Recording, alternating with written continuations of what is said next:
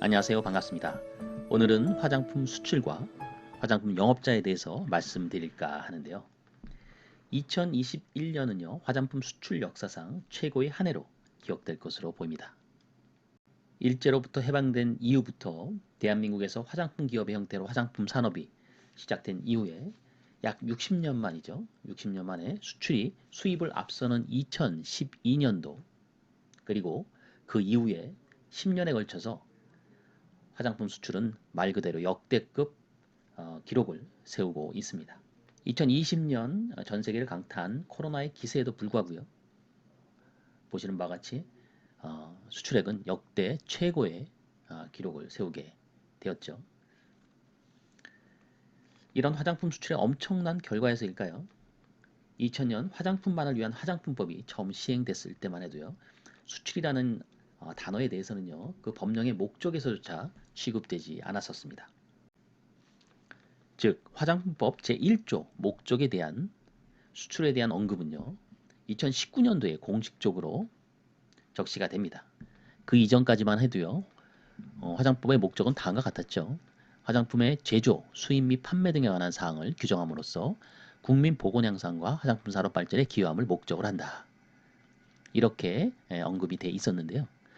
수출이 적시되기 시작한 2019년도 3월 14일자 화장법 개정을 통해서 다음과 같이 바뀌죠. 화장품의 제조, 수입, 판매 및 수출에 관한 사항을 정한다라고 되어 있습니다. 이러한 영향은요, 2012년도부터 급격하게 증가된 수출의 위상을 그대로 보여주는 것이라고 할 수 있는데요. 이제 화장품 법에서도 수출과 관련된 내용들을 적극적으로 또 취급을 함으로써 그 중요성을 인지하였다라고 할 수 있을 것 같습니다. 자, 그렇다면 2021년 올해의 수출은 지금까지 어떠했을까요? 보시는 바와 같이 또다시 2020년 작년의 대기록을 넘어섰습니다. 2020년 총 수출액은요, 75억 달러를 좀 넘죠. 하나 기준으로 8조 원을 넘었습니다. 그런데 말이죠. 2021년 11월 벌써 80억 달러를 넘어서고 있습니다. 하나로 9조 원 고지를 넘어선 원년이 되었는데요. 무역 수지도 작년 7조 원을 넘었으니까요. 올해도 그 이상을 상회하리라 생각이 듭니다. 12월 실적을 추가한다면 최초로 90억 달러, 약 10조 원을 넘어설 수 있을 것으로도 예상하고 있습니다. 이러한 가속화된 역대급 수출의 원인은 여러 가지 있을 텐데요. K-팝이나 한국 드라마 등의 한류 열풍을 타고요. K-뷰티가 중국, 미국, 일본 등 주요 시장에서 20% 이상의 높은 증가세를 보이는 등 기업들의 시장 공략이 주된 직접적인 원인이라고 볼 수가 있겠죠. 하지만 그 이면에 더 큰 영향의 부분이 있을 것 같습니다. 바로 달라진 대한민국의 위상입니다. 대한민국의 위상은 지속적으로 급상승하고 있지요.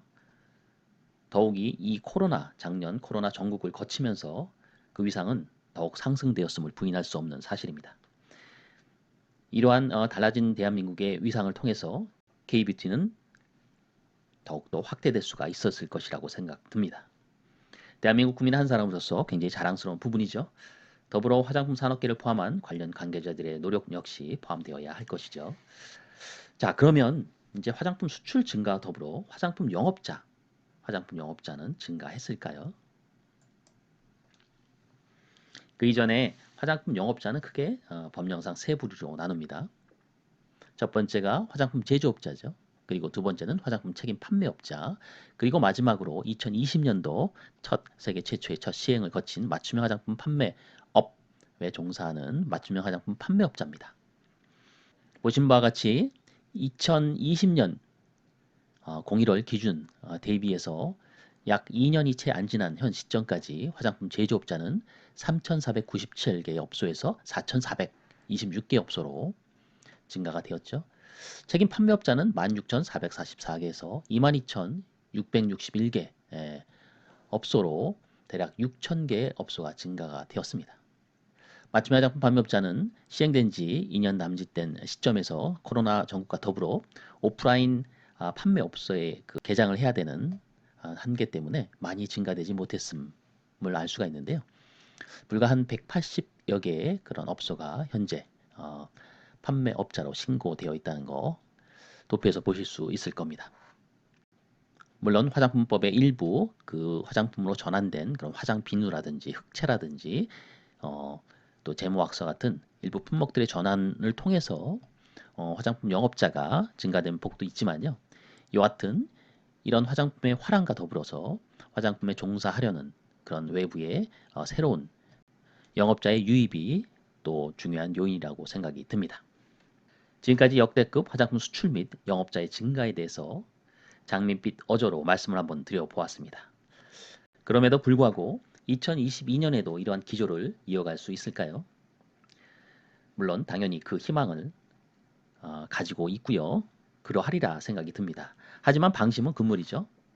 세상이 그리 녹록지는 않을 것입니다. 각국의 규제나 또 각국 기업들의 전방위적인 공격, 또 내적으로는 K뷰티가 이렇게 한없이 끝까지 잘 되리라는 보장도 없겠죠. 여하튼 이 화장품 수출에 악영향을 줄 요인들이 넘쳐날 수 있을 겁니다. 4차 산업혁명 이후에 현재 시대의 그 주요한 키워드가 불확실성이죠. 자, 내년도도 이런 불확실성 속에서도 당당하게 대한민국의 화장품 수출이 또한 내수에 있어서도 화장품의 또 화랑을 기대해 봅니다. 이러한 믿음 굳건히 가지면서요. 지금까지 청취해 주셔서 감사합니다.